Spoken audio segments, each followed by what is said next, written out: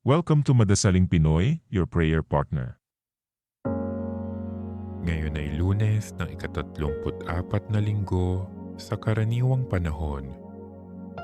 Ang mabuting balita ng Panginoon ayon kay San Lucas.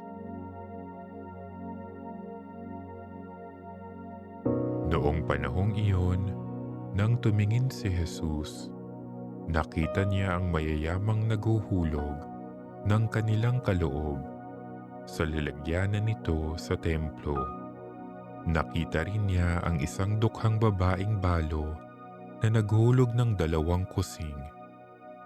Ang wika ni Jesus, "Sinasabi ko sa inyo, ang dukhang balong iyon ay naghulog ng higit kaysa kanilang lahat, sapagkat bahagi lang ng di na nila kailangan ang kanilang ipinagkaloob.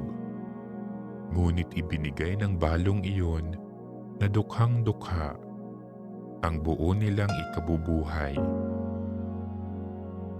Ang mabuting balita ng Panginoon.